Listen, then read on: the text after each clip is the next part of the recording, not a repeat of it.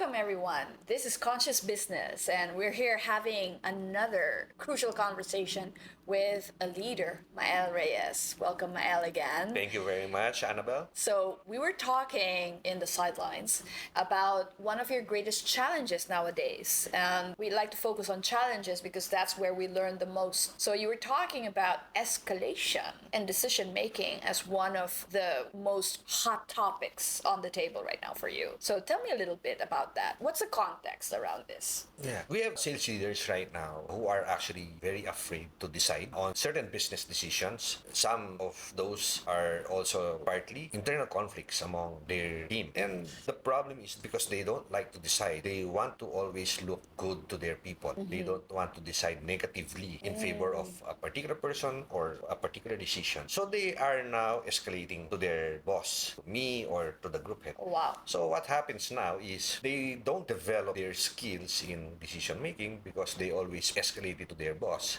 to the group head, right? And that's a problem. Here's an observation that I have in working in the Philippines and with leaders in the Philippines. I hear that a lot, that decision making is an opportunity to become better leaders. And it's the tough conversations because from what I'm hearing, it's a dilemma, right? What choice do I make when it's a difficult choice? Because if it were, easy, like popular, right, to decide in a certain way, then probably we would not be facing this difficulty or fearing it. So where's the difficulty? Is it about losing the reputation as a good leader? What could that fear be based on? Probably they're afraid if they decide on a certain matter and it's not favorable to a person, they will get a negative feedback from another person. Okay. Or if it's a business decision, they might lose their job if I decide on this. So there's always the fear that I might be reprimanded. So I'm also thinking that probably it's also a problem in the upper management leadership. Probably if we look back, probably we're not able to empower them correctly, or probably, I don't know, probably that's the fear. I love how this,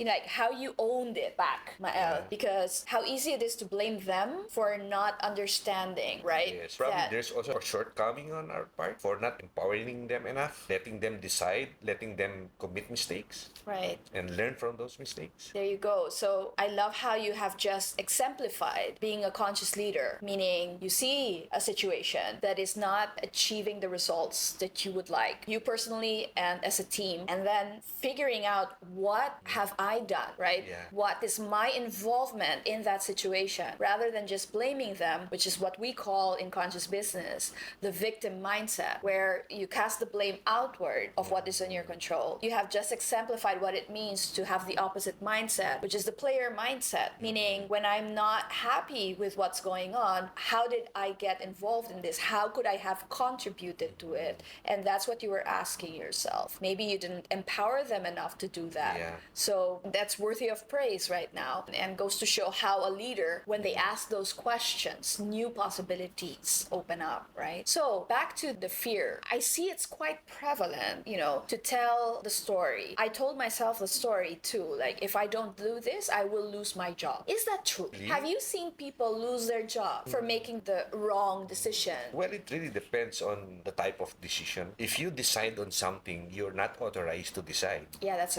okay. That's a different matter, right? Of course. Of course, there are certain things that you're not authorized to decide, but you decided on it and the company lose money. Of course, there's a consequence on that, right? Yes.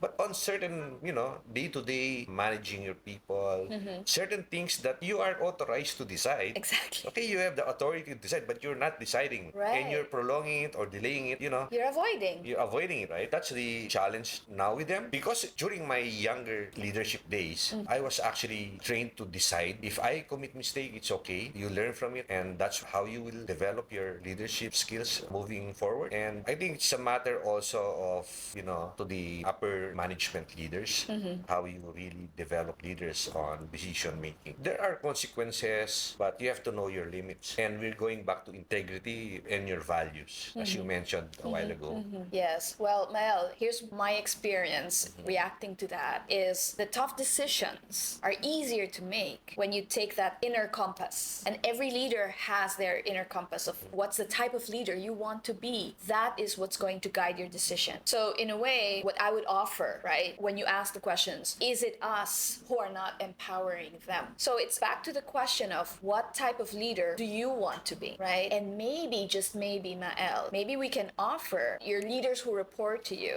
the same question. What's the type of leader? Who is the leader that you want to be? Do you want to be the leader who always escalates to me because you are not taking the decisions within your remit? Or who is the leader that you need to be, right? So how does that sound? Like, is that, I think because we're circling back from transferring the blame to them and circling it back to me or to us as the senior leaders, probably the mindset of how you decide based on your integrity, your values and beliefs, which will really make you understand every situation and how you will balance the decision. right? So what's in your control as a leader to help them make better Them. decisions? Correct. Right. Agree. All right, great. So, what do you think more leaders need here? Because I'm hearing a lot of fear of making decisions, of speaking up. I think culturally, Yes. the Filipinos, it's like that because of our upbringing from our parents. Yes. I can Culturally, totally relate.